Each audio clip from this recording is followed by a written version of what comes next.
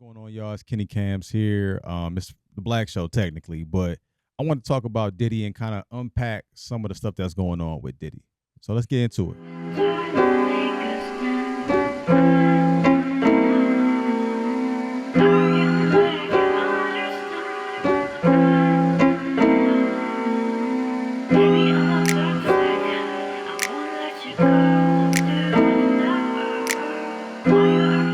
So I want to do this episode with any like just factual information that we have and not no sensationalism or like hearsay or none of that. I want to have firsthand accounts for what I say to this. So let's go over Diddy in general because I think that Diddy is a bigger root to what the problem is in music in general and in black culture in general. And I think that Diddy and those guys did a lot of negativity in shaping our black culture by having success.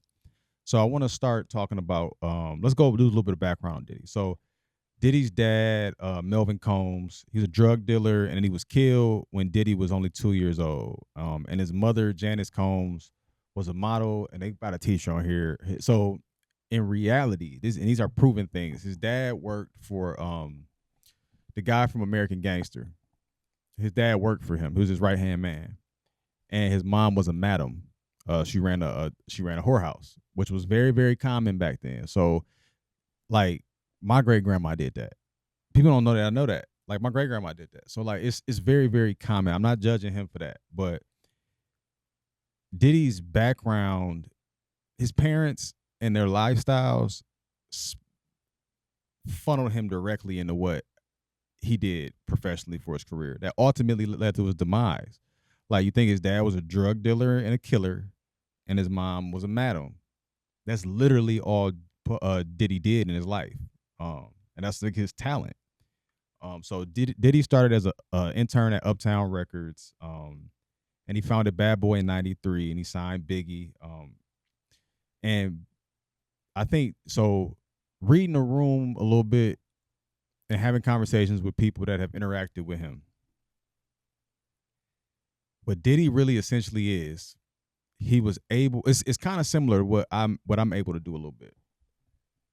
Diddy was able to because people think drug dealers and stuff are dumb. No, these be the most articulate people. Like you're selling a product that you can't market. That if you get caught marketing, you go to prison if you sell it to the wrong person. So being a drug dealer, you have to be extremely intelligent. A high level drug dealer, right? So what Diddy was able to do is to talk in the boardroom, but also talk the gangster talk and talk the street talk. So Diddy is essentially that throughway for the Leor Cohens and the Lucian Granges and like all of them to get to the artists and speak to them. Where because the thing I learned with these execs, most of them they fear the shit out of us. Like when I came in, I had one meeting, and when I came in talking like this, I know it was an automatic turn off for them because they wanted a nigga, and they got a black man. They don't want black men in the industry; they want niggas. So when you are able to, and Diddy he plays that role because Diddy's a psychopath and a sociopath probably too. Sociopath, probably a psychopath, and a narcissist, and so many personality disorders wrapped up in Diddy from you could say from his behavior that he's able to move in different worlds. It's almost like he has. So autism is pretty much, to me, autism is all of those disorders, but the opposite. So too much empathy, too much of the stuff that like leaves you vulnerable in music, and it's left me super vulnerable in music. I lost more money in music than I've ever made for sure. But Diddy's role, I get Diddy's role now. He was the middleman between the white guys and the gangsters because these Jewish white dudes be scared to talk to us. Like they literally be afraid to have one-on-one conversations with us because they're not impressive people. Their parents, they're nepo babies. The music industry is filled from top to bottom, from exec to artist, with nepo babies. So let's talk about the overall with Diddy and why like people, I see people like, oh, those like you knew what that was when you were seeing it. You knew what that was when you were seeing it. I think we put these celebrities like the Jays and the Beyoncés and all of them on such a high pedestal When to me, Beyonce looked like a bust down. I bet a lot of cats in the industry done smashed her. I bet a lot of cats in the industry done smashed the Cardi B. Like I guarantee it because I've seen on my little minimal like microscopic view of this shit of people asking for sexual favors for features and shit.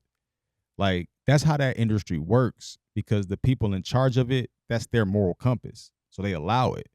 And a lot of that's just coming out now. But we always knew Diddy was up to janky shit and people still just ignored it because he had money. And that's our black community problem. Like we'll ignore terrible behavior if someone has money. Like Mace, Loon, Shine, like all of them, the band, Danity Kane. Like we have too many stories of this. Like the girl from Danity Kane years ago said Diddy was drugging him and pimping him. Years ago. And like black people chose to ignore all of this shit because Diddy had money and he was around other celebrities. So now, do you look at Diddy, just Diddy, or are you looking at those people that are around him? That's the part I wonder in the black community with this. Like, how y'all gonna react to this? Because are you looking at Jay-Z? Are you looking at LeBron James? The people that was, Joe Budden dancing in his back? Like, are you? Because freak man, people's freaks. And I'm not all again. I'm gonna get in that. I'm gonna touch on that in here. Like, if that's your thing that you like to do and you're not harming nobody and you're not doing no criminal behavior, get your freak on. Do your thing. You get one life, do your thing. But the problem I have with it is when those people that are living those type of lives try to make it seem like they're living all holy doly and shit. And that's the thing with me. I never I smoke weed. Like I don't live holy doly. I don't. I have morals and integrity. That's not trying to be holy moly. Like it's not. And when you look at these people, you like, bro, you can't be telling me trying to like, why am I listening to you if that's how your life is going? That's how it's because you got money. And the thing with Diddy said that I heard recently in this that came out that Diddy was it was some rapper from the West Coast. He was talking about he walked in on Diddy and Carl Winslow, and he looked at him and said, look what these niggas will do for money. They'll let you. And so with Diddy, it's a power thing. And I noticed, and there's so many people with that power thing, they want control over people, and that's a demonic force capturing your body. If you think that way, you have demons in your body, and you need help because like that's not a way to maneuver as people. So we always knew Diddy was bad. Like, and that's the thing. I'm tired of people saying, "Oh, wait, who never thought that would happen." And I want to say this for everybody to understand, like, that's Diddy is not the only person in the industry. That Diddy is the industry standard, not the exception. All of them niggas move that way. All of them move that way. It's all about power and control. Like Drake about to buy Rock Nation. Cause and that's why like I look at that, I'm like, dog, them niggas really move like they move like females. And not saying a derogatory to females. Females are very competitive and catty and like that's just what it is. And that's how them niggas move are like, oh, he did that, so I'm gonna do this. Like, bro, y'all millionaires, billionaires. Why are these petty little beefs? Like, if I had that money, these petty little beefs, like, I would not be on that. My millionaire, I'm living like how white millionaires live. Like, I'm gonna have my same little Nikes in my jogging pants, go get my coffee in the morning, come in, do the black show, go back to the crib afterwards and do some projects or something. We'll go play some basketball, do something like that. Like, why are y'all beefing with each other? And it's an obsession with them cats for money. It's somebody I know personally that told me like this person has been extremely well off since the day he left college to go to the NFL. And this is one of the things that turned me off. He's like, no, I want a Billy. Like, why? You don't donate your millies. You ain't doing shit with your millions that are positive for other people besides yourself. So why do you want a billion? It's a control thing. Also, that person don't know. I know some stuff that he pulled on me that I ain't gonna. I'm gonna leave it be, but like that's weird and whack. Also, I want to talk about it's a difference between Diddy Parties and a freak off.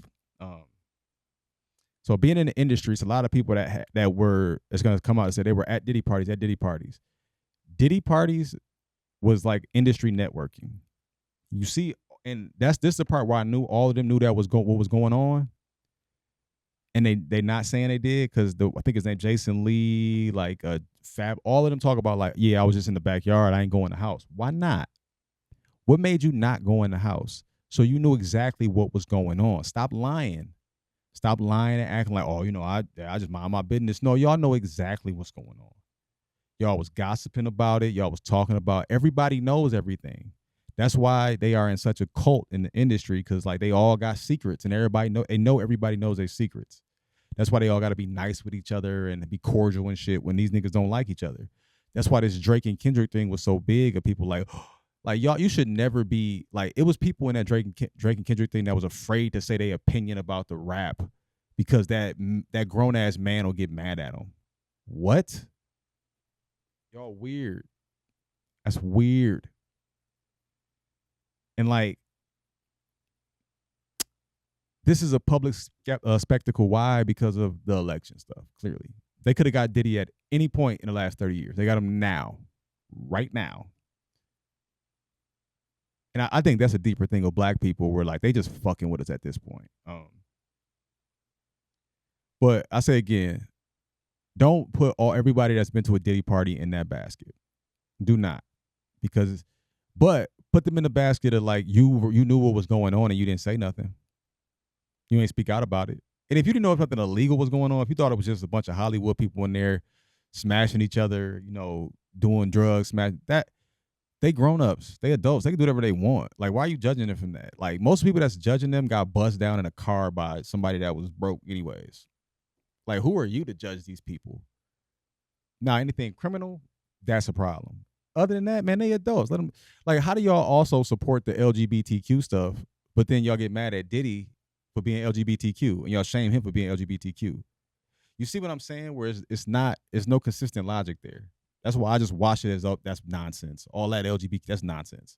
Because if it's no tracking logic, y'all don't really believe the shit y'all say. One thing I will say about the freak off stuff, like that's extremely dangerous. Like that's made me, so say music does pop off, I honestly don't like, because you have those dreams of like, man, I want to be around these people. Like I love Kehlani. Like I love Kehlani. I love her vibe. Like she's beautiful, all of that. But like that was part of the thing. Like, man, I get to these situations. I said it in the podcast. Like if I ever get a session with her, I'm just gonna shoot a shot at the beginning of it, tell her it's not gonna be weird, but I gotta just do this, get this out the way, or I'm gonna be thinking about it the whole time. And we're not gonna get a lot done. So but I won't touch an industry woman. I won't touch her. Like they all got herpes and stuff. Like, because if they have freak offs and all that's happening, Usher for sure had it. And Usher went to a bunch of them. So that means a lot of them got herpes. So anybody that has had contact with anyone in the industry, I won't date. Like any female, I won't date her. Like you smashed or you talked to what NBA player? Sorry, off the list. I need a regular, normal person. And Diddy's ultimate like fall. I do want to talk about this, like the vote or die campaign with Diddy, with Hillary Clinton and all them now. I mentioned it on another episode, like to get anywhere close to these people, like the president and like any of these people that think they are special, you have to be extremely vetted.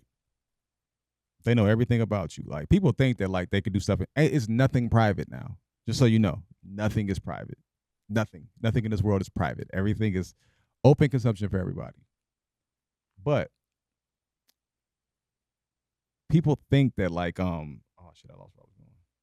Oh no, the vote or die campaign. Like they knew that Diddy was doing all of this back then. Kanye said that Diddy's a fed, and he's a fed that pissed the wrong person off. Not saying he's a federal agent, he's a federal informant. Has been forever. So that means that for sure the Clintons and everybody knew about that. They still had Diddy pushing this. So I also like to say, how did that connection happen? Diddy's not, even at that time, Diddy wasn't influential. At that time, you probably want like Drake or somebody like that to push it. Like they get Taylor Swift to push their shit on the white side, and we get Diddy. That's how you know they don't put that much thought, nothing black. and don't care about nothing black, and have no concept of what black culture really is here. So really start looking at these politicians. That's what really burned them, like Lucian Grange and the politicians, I think, is really what burned them. So I'm gonna wrap this one up with, why do we give these celebrities so much honor or act like they're so honorable? And it's in the black community, money is God. We black people don't want to admit it, but money is our God. And that's why we are forever in habitual slavery. We only give these people respect and honor because we want the money they have and we hope they give it to us. That's the only reason. Is that, oh, I don't want something I said to piss that person off so they might not give me an opportunity. Like, learn this, black people. We don't want opportunities with everybody. Every opportunity ain't a good opportunity. And you choosing to ignore reality. Like, I am one where, like, I may be too deep into reality sometimes, but I'll never ignore what's right in front of my face. And everything we've been saying about Hollywood for all these years is clearly true. All these people knew. The black people in Hollywood are the worst, it looks like. They're the ones that, it looks like now, to me, it looks like the black boule or whatever they call it, if that's a thing. Like, black people cause chaos everywhere. That's why they probably getting dead. Like, man, sit your silly ass down so we can run our business, dog. You doing all this silly shit. Like, that's probably why they getting rid of these niggas.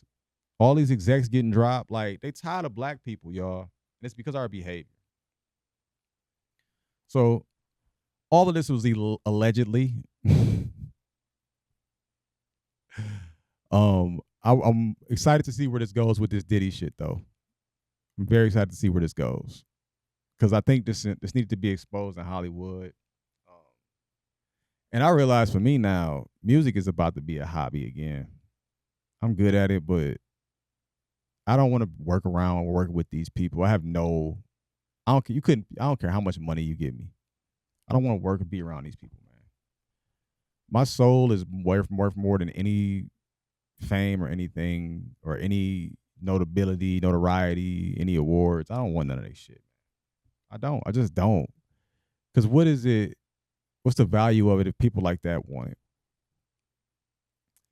All right, y'all, it's The Black Show. What y'all think about Diddy? Like, comment, and subscribe for me, too, y'all. I'm out. Peace. Waiting on the days I was talking about parades. Yo, we really fucked the rain. Watch some niggas play charades. Northside raised me. Damn near made me crazy. Tough skin, get that. Now we coming for the get back. I was made in the hood, though. I was raised in the hood, though. Yeah. We did a little dirt, but flowers, they did grow. So we good, though. Hey, gone, nigga, run it up before they get it. Cause you know they with it, and you know they wouldn't. So you probably shouldn't. You know they love you, so they probably wouldn't. You just doing something that they probably couldn't. To the top, nigga, probably footing. Keep it steady, young niggas watching. Set the standard, make them niggas watch it. Hey. Yeah. It's BMG, nigga. Hey. She's got those eyes and those hips that I swear, yeah. Bring God